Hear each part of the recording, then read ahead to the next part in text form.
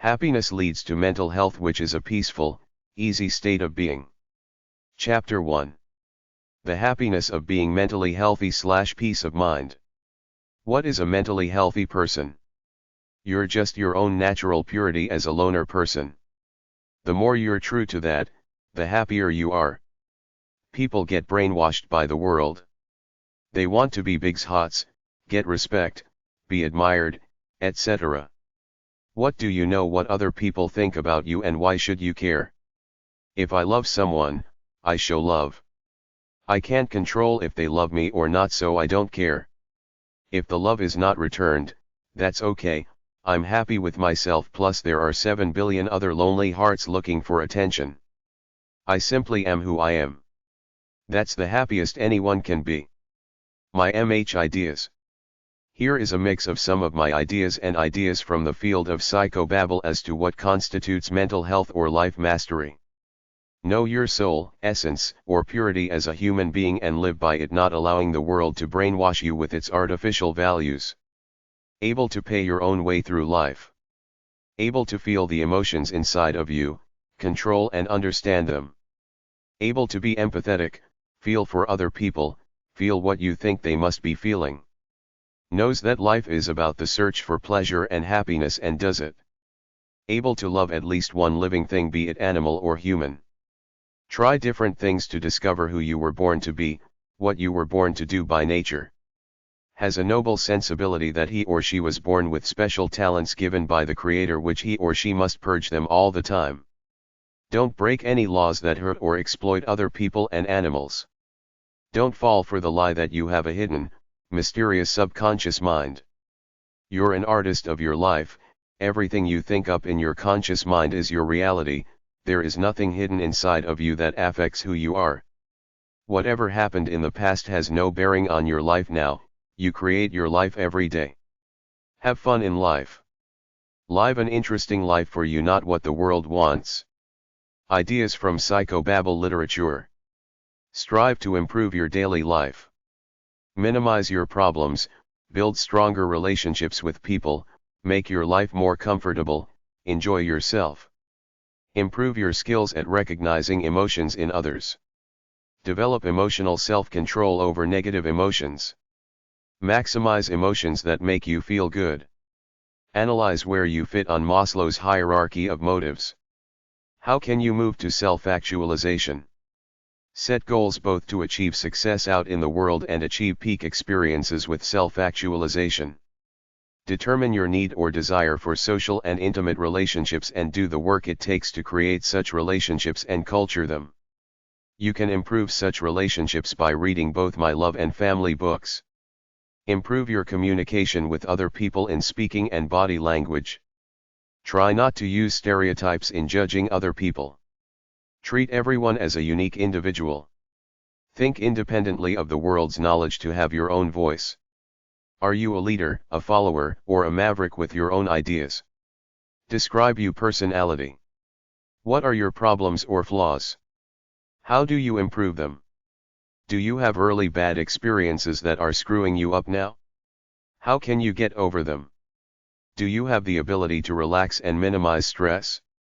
Do you have bad habits like smoking, drinking alcohol, using drugs, and having unprotected sex? Work out the reasons why you do these things. Be curious, strive to understand the world and where you fit in it if you want to. Do you have any ideas to improve the world? Do you act on them? Mental health and well-being strategy for a Catholic school board. The vision is to create safe, healthy, engaging, and inclusive schools. They provide faith formation and academic excellence, which enables graduates to live a life of love and service in Christ. Peace I leave with you, my peace I give to you. Not as the world gives do I give to you. Let not your hearts be troubled, neither let them be afraid. John 12:27. Mission. Raise awareness. Reduce stigma. Build capacity. Provide a coordinated and evidence-based / informed approach to mental health. Engage partners in supporting student mental health and well-being. Mentally healthy environments promoting security, a sense of belonging and optimal climates for learning. Vision. Children and youth grow to reach their full potential. Able to identify and support students with mental health challenges with care and compassion. Promoting well-being and achievement. Respect the dignity of the human person. We exercise a preferential option for the poor. We strive to deepen our relationship with God. Safe, supportive, and nurturing environments. Compassion and care for our most vulnerable. Top mental health concerns. Anxiety. Oppositional behavior. Social relationship challenges. Aggression. Tammy, talking about mental illness. Problem Gambling Prevention Program. HANDS, Mental Health and Addictions Nurses in Schools. Common Sense Mental Health. Here are some ideas that I thought up as to what constitutes mental health or living a good life. Know your soul, essence, or purity as a human being and live by it, not allowing the world to brainwash you with its artificial values. Pay your own way through life, figure out an honest way to make money. Follow society's laws to stay out of trouble with law enforcement. Follow the moral laws of not lying, stealing, cheating, and sleeping around in order to avoid trouble with the people you deal with. Don't hurt or exploit other people, animals, or nature. Get along with people, you don't have to love them, just be able to go around in public without getting angry and starting a fight. Feel the emotions inside of you, control them, analyze them, understand them, ask yourself why you react negatively when you do. Be empathetic, try to sympathize with what others are going through. Seek out pleasure without hurting anything alive. Love at least one living thing, be it animal or human. Try different things to discover who you were born to be, what you were born to do by nature. Have a noble sensibility, strive to do tough, inspired things. Don't fall for the lie that you have a hidden, mysterious subconscious mind. Be an artist of your life, explore what you want. Create your life every day, don't believe in the lie that you're wounded by something from your past. Have fun. Live an interesting life for yourself, not for the standards of the world. Be cool and relaxed no matter what. It's your life alone in your own head. Be active mentally, spiritually, aesthetically, and hedonistically. You don't have to do exercise. That sounds Spartan. Be physically active. It's as simple as dancing or walking the dog. Always be aware of Dante Alighieri's first deadly sin, pride, ego, arrogance, vanity. Don't be concerned with what others might be thinking of you. Just be a good person within yourself. Benjamin Franklin said, "What others think of me is none of my business." Once you stop trying to impress people with how cool and successful you might be, you're free to be yourself away from the BS of the world. Eat healthy foods as close to their natural state as possible without being processed in a factory. Get enough sleep. Avoid contact with as many chemicals as possible, including drugs. I believe in drugs for pain control, but beyond that, they're largely a scam perpetrated on humanity. The idea that you need drugs to heal your ailments, make you feel better, etc. Less stress/more happiness. Don't hurry, don't worry. You're only here for a short visit. Walter C. Hagen. Angels fly because they take themselves lightly. C.K. Chesterton. Pets lower stress. I have worried about many things in my life, most of which never came to pass. Poster of old man sitting, thinking. Less stress and more happiness means different things to different people. Some of these things are: don't worry, be happy. Be inspired about life. Live by your intuitive inner standard. Live by a flow of mind, body, and soul. Live by inner peace to heal and strengthen yourself. Be active about life. Be energetic. Rest when you need to, then renew yourself and get back on it. Get away from negative people. Don't criticize others nor let anybody's criticism faze you. Have goals but don't obsess over them at the expense of life as lived. Exercise regularly. Talk about your problems. Get plenty of rest and eat a healthy diet. If things do not go your way, try compromise rather than confrontation. Avoid drugs. Learn to relax. Be persistent. Be passionate. Be a good conversationalist. Understand yourself. Be happy and strong with who you are. Pay attention to stressful thoughts. Be aware if you are falling into any pitfalls of negative thinking. Think in a more balanced and rational way. Take the time to talk to someone who cares about you.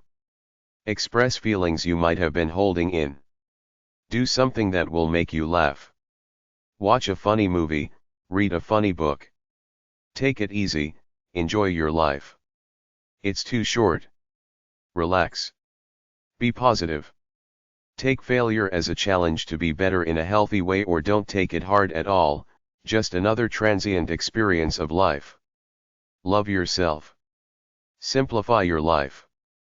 Love somebody, raise a good family.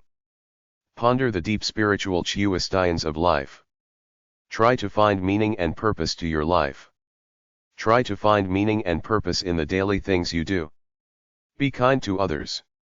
Forgive your enemies. Have hope for a better future. Free yourself from everything around you. Feel your emotions and understand them. Try to think clearly so you understand your life. Don't be too lazy or too apathetic. Seek balance. Seek truth. Be responsible for your life. Develop an attitude for being satisfied, having few needs. Don't be greedy for money or power. Live in a smooth flow, doing what intuitively feels right. Choose your own destiny, control your own life. Go out and do things. Lose weight. Don't smoke. Talk to a friend, lover, or pet once in a while. Be more quiet and passive about things. Think positive thoughts. Believe in yourself. Believe in God. Grow as a person every day. Cope with your problems by eliminating them or not worrying about them. Try meditation, focused relaxation. Eat healthy foods. Have sex. Do creative things, soulful pursuits. Sleep well. Avoid sick and miserable people. Do something physical. Be less angry. Trust humanity more. Take breaks and holidays. Drink less booze, do less drugs, even prescription drugs. Chapter 2. Happiness comes from being as pure as you can be. The best way anyone can possibly live one. The biggest problem with human beings is not lack of money or love. You're like a bird with a broken wing. You have a song but do not sing. The best way anyone can possibly live is by their own natural purity, by your own true nature, but most of us can't because we have to live in the capitalist world to earn money to pay our bills, which saps our natural free spirits until we end up shells of the natural inspired kids we were at one time. We sell our souls to the artificial values of the system. You're not doing what you want to do because you lack courage. You're probably working a crappy job for the money or being a lazy couch potato not doing much of anything besides watching a screen, eating junk food or doing frivolous stuff. Our model for helping people with personal problems is it to get students to study psychology at college and tell them they have a system for understanding human behavior where they put people into categories, give them drugs and probe their pasts in endless therapy sessions. These college students then become our experts to supposedly help people. Psychology and mental health are capitalist industries geared for profit and growth. Their ultimate big idea is to fool people into thinking they have a mental illness and need their services. Plenty of wimps line up because they do not want to take responsibility for their lives the way their God created them to be, living their lives freely away from everyone else's lies. This is the brainwashed elitism we live under. Most of us are sheep buying into this fraud. I got no problem with the early guys who wrote essays off the tops of their heads trying to help people like Benjamin Franklin with his 13 virtues, which are 1. Temperance, 2. Silence, 3. Order, 4. Resolution, 5. Frugality, 6. Industry, 7. Sincerity, 8. Justice, 9. Moderation, 10 cleanliness, 11 tranquility, 12 chastity, 13 humility. You can go on YouTube and listen to one of the first self-help books from 1905. The Science of Getting Rich audiobook by Wallace D. Wattles. Add Dante Alighieri's 7 Deadly Sins from the Divine Comedy and you pretty well got all the common sense you need. Pride, lust, gluttony, greed, sloth/laziness, anger, jealousy. All the wisdom you need is in our biblical books of Proverbs and Ecclesiastes, but people think they're old. All the crap written since then about life still does not hold a candle next to the wisdom in these 2 books, except for my insight, which is that I'm a loner with a true nature. Screw the world with its bullshit. I have to earn a living but won't sell my soul to any bullshit in the world. Our idiots had to make a science out of life and created businesses in all the social science departments in all the 9,600 four-year colleges and universities in the world. They say whatever any individual thinks is irrelevant. You have to be able to measure it, so now the APA, American Psychological Association, has got 56 subcategories and there are at least 1,000 psychology academic journals in existence, and it's all 100% bullshit because nobody knows what's going on in the mind of another human being, and nobody should be so arrogant as to think they do unless somebody comes to you looking for help. Then talk one-on-one as a loving friend, not a phony clinical or educational psychologist trying to put them into some category you learned from some BS place. Don't use their bullshit theories because they're meaningless. Don't use their categories in the DSM, Diagnostic Statistical Manual of Mental Disorders, because they are no real mental illnesses. Whatever problem any individual has is their own unique problem in the unique situation they're living in. Having a group of several one-size-fits-all mental illnesses is the supermarket approach to helping someone with a generic formula. A true helper tries to understand his friend and offers thoughtful ideas and advice. A lot of people line up to be diagnosed with a fictitious mental illness because they're wimps. They do not want to face themselves head-on. The best way anyone can possibly live to life is right now. That's it. You create yourself by the way you live right now. It's always the same thing. You're either inspired, active and happy, mundane and average, scared and negative. Before I majored in psychology at college, I was a brainwashed boob like most people, thinking that people with titles like psychiatrist, psychologist, psychotherapist, etc. had some advanced, authoritative, scientific insight into human life. I studied the whole thing and saw they had 3 big unrelated theories. Psychoanalysis, your past determines you now. Behaviorism, you're an empty slate living by the rewards and punishments of your environment. Humanism, flowery bullshit about being a noble human being trying to reach your potential. I don't give a crap about my past. I don't give a crap about my environment/society except to earn enough money to do my own thing. Where are the noble human beings? Many people are slobs addicted to something, be it food, porn, or drugs and alcohol. Many people work mundane jobs then chase them away with as many frivolous pursuits as possible. Watching TV is still king, although video games come a close second. I realized that this social science stuff is a load of crap with a bunch of unrelated one-liner advice and no simple big insight into life. I discovered my simple big insight into life on my own. I first unloaded all my early brainwashing into thinking that people called life experts, psychologists, psychiatrists, etc. had authoritative knowledge in life. I was brought up on old science fiction horror movies which routinely used psychiatrists as characters, like Spellbound, 1945, and Marcus Welby MD, a 1960s TV show where Dr. Welby recommended some of his patients go see a psychiatrist or a psychologist. This use of these experts implanted an idea into me as a kid that any boob called a psychiatrist or psychologist had some advanced insight into human life, but as an adult I realized all that anyone does who studies the stuff is take a bunch of unrelated courses that all together amount to no true insight into life. It's just a bunch of meaningless unrelated junk, but they can't admit it to themselves because to do this would make them admit they're living a lie, deny them of their cash cow and the status that goes along with the job titles of psychiatrist and psychologist. It's one of the massive lies of the modern world. Most people buy into the lie that there is a science of human behavior called psychology, or the entire social sciences for that matter, that has insight into life. Their power is the same as the power that a witch doctor, a shaman, a pharaoh, or a sorcerer had in the past, the same power that the Wizard of Oz had, an illusion that they have some kind of mystical, divine advanced knowledge and are smarter than everyone else. Most people do not bother to study all this stuff like I did. Most people are massively brainwashed by this idea that the fields of psychology and psychiatry are legitimate fields of advanced knowledge about life.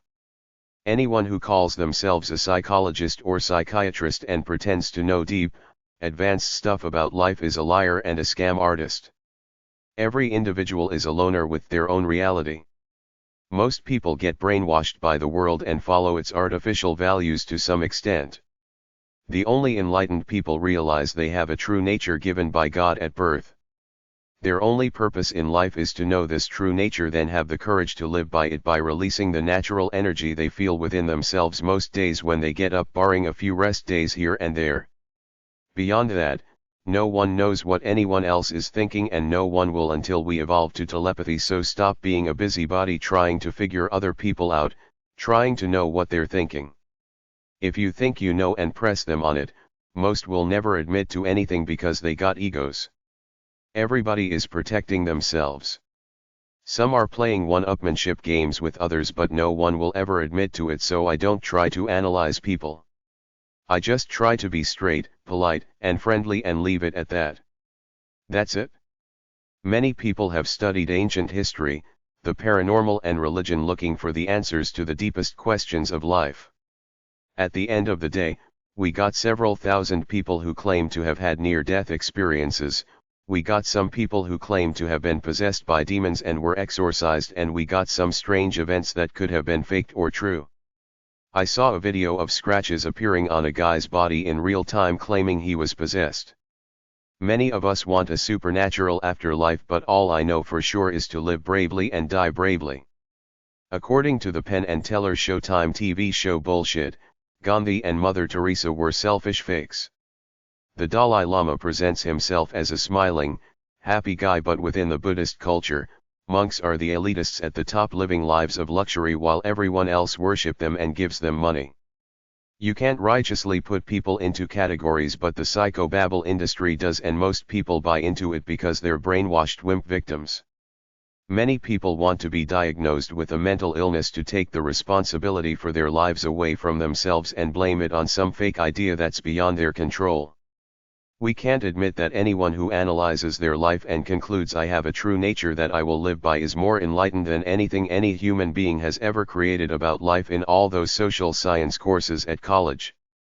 We can't admit that a self-aware person who has compassion for others is a much better counselor than any boob with a bunch of degrees who pretends to be wise and hides behind a bunch of meaningless psychobabble, then diagnoses drugs to boot, not to mention that they often implant false memories and ideas by trying to string a patient along for many therapy sessions to make money, probing their past, which means nothing.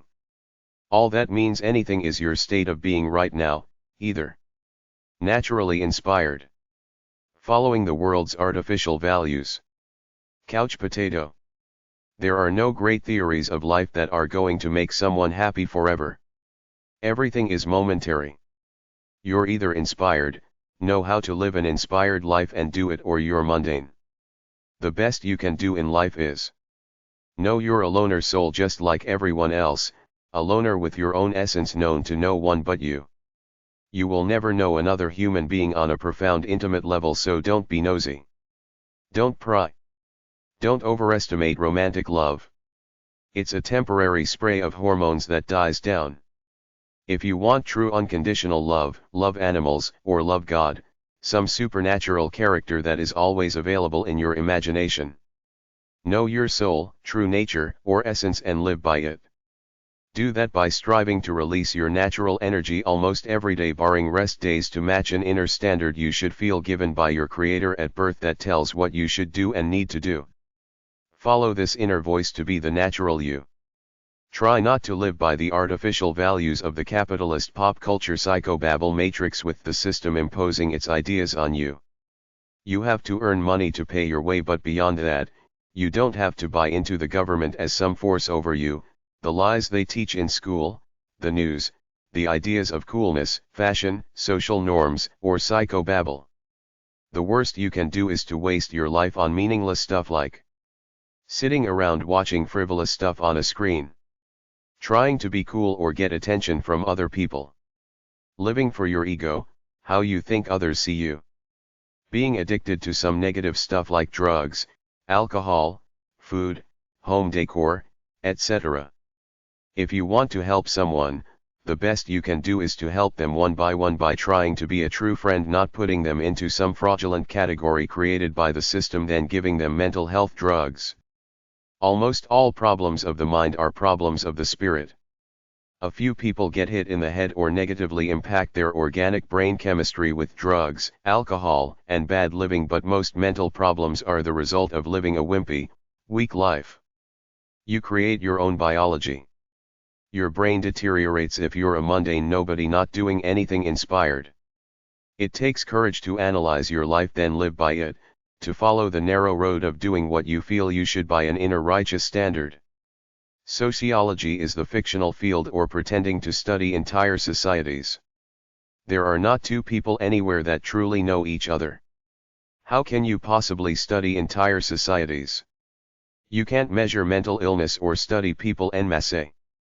If you want to help somebody, be a true friend rather than a phony expert on a high horse. Don't blame society. It is what it is. People have had to work for others ever since the first Egyptian pharaoh decided to build a city with slave labor. It's not society's fault. Get a job. Pay your way. Don't blame your wimp life on the environment. What's the stress? All you need is a basic roof over your head and enough money for food. Everything else is your ego. If you want to get into a relationship then think you own other human beings, it's ego. Do you watch TV, see all the high frivolous living there then get jealous? That's ego. Live by your soul. The mental health system makes loads of money from the criminal justice system. It's all bull. Everyone is responsible for their evil actions. Do something evil, you're accountable and sane enough to stand trial. All this BS about not being responsible for committing a crime because of psychobabble. We live in an upside-down society. Cases in point of famous people duped by the mental health industry are Brian Wilson, mind-controlled by a psychologist for 10 years who controlled his life and money. Roseanne Barr, accusing her father of molesting her which was false. Margaret Trudeau, claiming she was diagnosed with bipolar illness in the 1970s, blaming her personal weakness as a human being on this bullshit these phony experts told her. If you're busy doing something positive and inspired, you can't be sad or stressed. If you're active, busy, or otherwise inspired, you can't feel sad, bad, or mentally ill. Stress goes away as soon as somebody starts to get occupied in work. I read an old self-help book. I think it was written by Dale Carnegie. He said as soon as somebody starts working on anything positive and purposeful, they automatically start to feel good. This is too simple for the mental health industry. They keep people cooped up, talking about nothing in particular in therapy sessions, taking drugs rather than going outside, being active in some way. An idle mind is the devil's playground is not specifically in the Bible. It is an English proverb. Similar statements in the Bible are as follows. 1 Corinthians 15:58. Therefore, my beloved brethren, be steadfast, immovable, always abounding in the work of the Lord, knowing that your toil is not in vain in the Lord. We should always be busy doing what's right. Ephesians 4:28. Idle men were often spoken of as insolent and lawless, and were used by God's enemies to form mobs to attack others. Judges 9:4, Acts 17:5, Proverbs 15:2. Those who are idle, having no purpose and nothing to do, can get themselves into trouble. 1 Timothy 5:13. Not merely idle, but also gossips and busybodies, talking about things not proper to mention. 2 Thessalonians 3:11. Philippians 4:8. Finally, brothers and sisters, whatever is true, whatever is noble, whatever is right, whatever is pure, whatever is lovely, whatever is admirable, if anything is excellent or praiseworthy, think about such things. Whatever you have learned or received or heard from me, or seen in me, put it into practice. And the God of peace will be with you. Colossians 3:2, Galatians 5:22. Where does poverty fit into being troubled or mental health? Out of all the courses I ever took in psychology and all the psychology textbooks I scanned, I barely remember anyone talking about poverty or the need to pay bills all the time to keep a roof over your head as a major cause of stress or mental turmoil, but it has got to be one of the biggest sources of mental problems of all. Almost everybody worries about money. TV is gloss. It's not the real world. The real world everywhere is a tough economy. Gas is expensive. Automation and artificial intelligence continue to eliminate jobs, yet the science of psychology barely acknowledges the constant push for money as one of the biggest problems of life. I especially feel bad for young people where I live. The vacancy rate is down to nothing. They have to pay $1,000 a month just for a roof over their head. They will not have the freedom to explore their lives like the easy economy I lived through during the 1980s and 1990s. Poverty causes many suicides. People kill themselves before going homeless. If you really want to help people, you had better look at the basics of practical living before these high-minded ideas of diagnosing someone with a fictitious mental illness then putting them on drugs and therapy. Let's focus on getting people a place to live, then give them something useful to do, like a job that makes them feel purposeful. Religion vs. Psychology for mental health. Religions try to provide morals, community, compassion, love, and kindness to help people. Psychology calls itself a science patterned after the medical industry, which is to create a bunch of specific mental illnesses, then treat them by talking to a therapist and taking mental health drugs. What is life? You're a spirit with some manner of true nature or essence. You live alone in your own head. Sometimes people can help you and give you love when you're down. Some people claim to give life advice.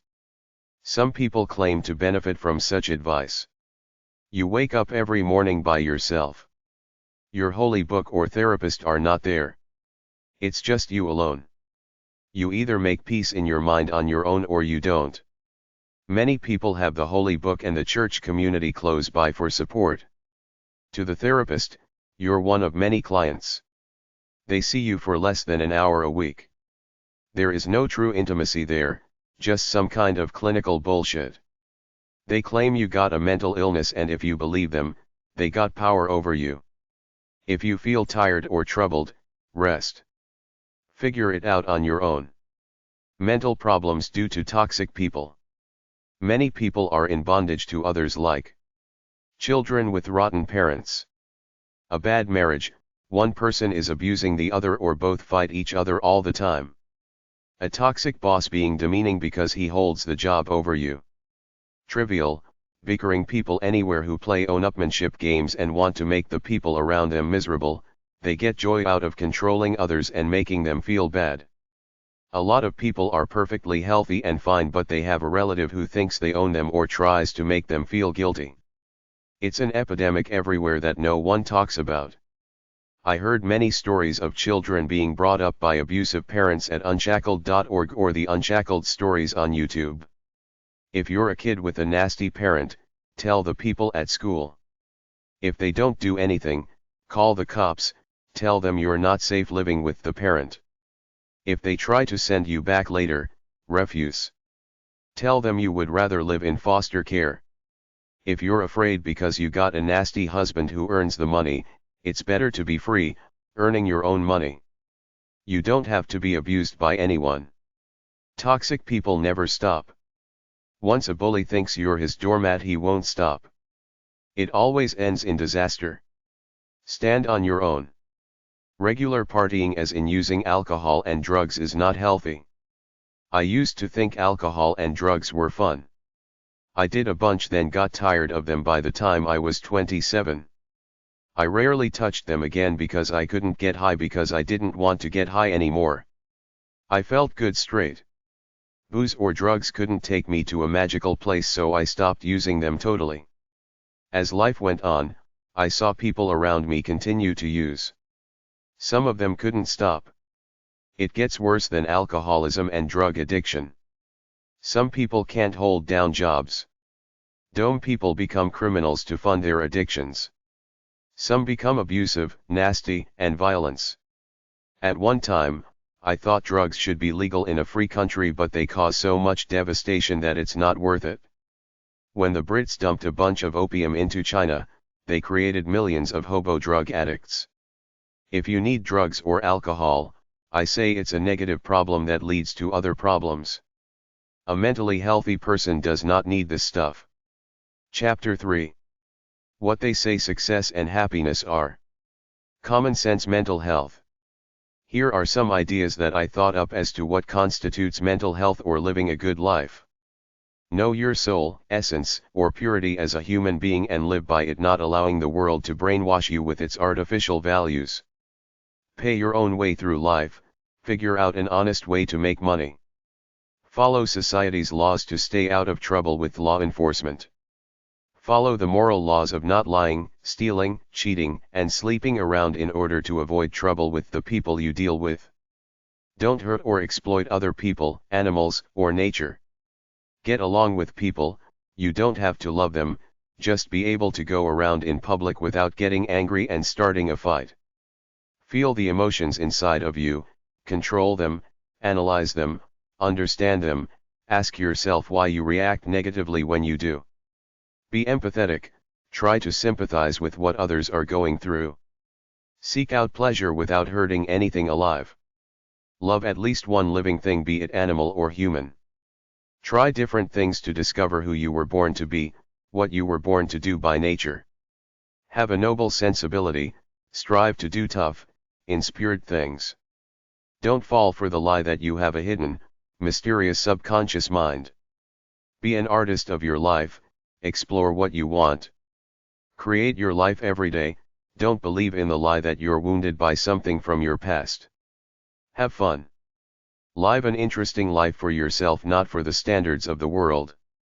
Be cool and relaxed no matter what. It's your life alone in your own head. Be active mentally, spiritually, aesthetically, and hedonistically. You don't have to do exercise. That sounds Spartan. Be physically active. It's as simple as dancing or walking the dog.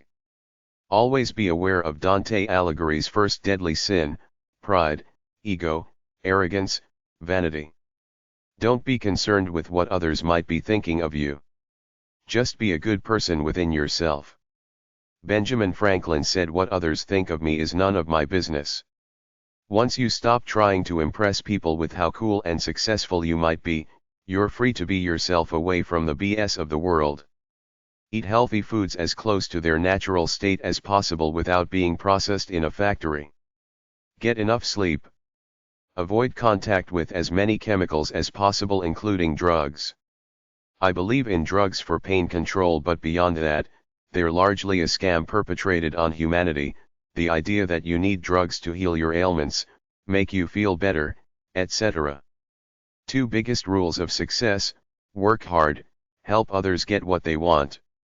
Capitalist ambitious success is about making money, getting rich, setting goals and working on them day by day in a Spartan way to reach your vision of success.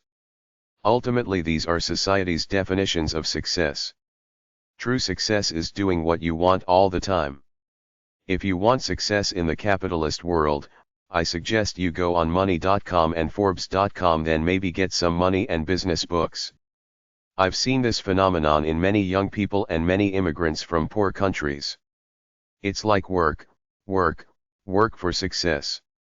Work for what? What value do bigger houses, cars, and meaningless stuff have beyond their original function of basic shelter and transportation? I've studied success all the way back to Wallace D. Wattles in 1905. I watched Chris Angel on his magic show reveal the secret of success. Everybody says the same thing. There is no secret or gimmick. Number 1 is hard work. Number 2 is intelligent hard work. Don't pick a field where there isn't much money. Look at the trending business fields that are up and coming. Pick something from there, or pick something that everybody always needs, like food and gas for cars. Many smart people are not people-oriented people. The people who know how to deal with people and make them feel at ease are the successful ones. Dale Carnegie's book How to Win Friends and Influence People, yourcoach.be/blog/wp-content/upload/02/dale-carnegie-how-to-win-friends-influence-people.pdf, is about acting interested in the other person even if you're insincere about it. I used to watch classic old movies. Several times I saw them say the same thing. Nobody gives a crap about you unless you can be useful to them. That's the lesson. Old man Robert Schuller of the bankrupt Crystal Cathedral wrote several Christian self-help books that were all about one thing. Fill a need. Help people solve a real problem and you'll make money. Don't waste time trying to be a musician or an artist. Look for something practical that helps people.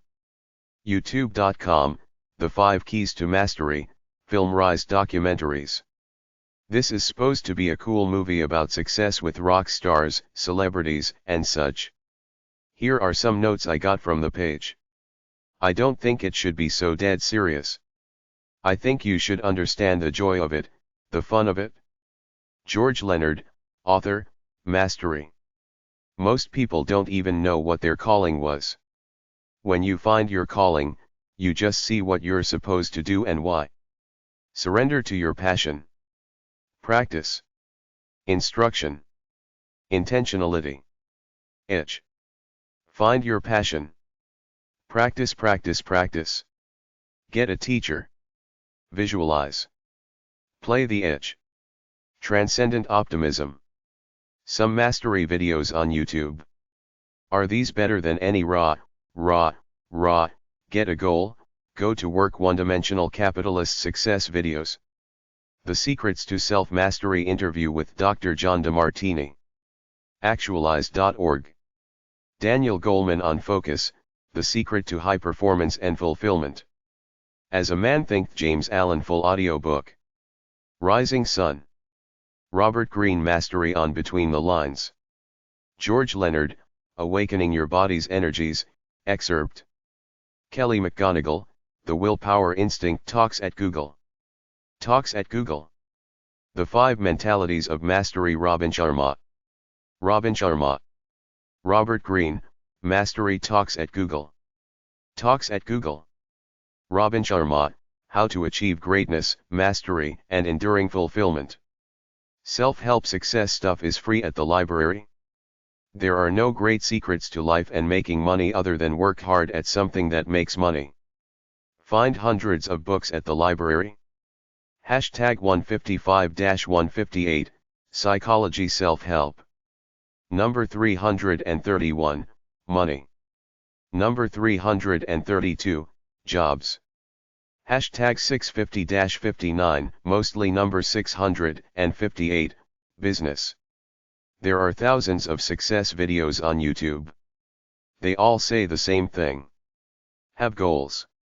Work hard with single-minded purpose. Be a nice person.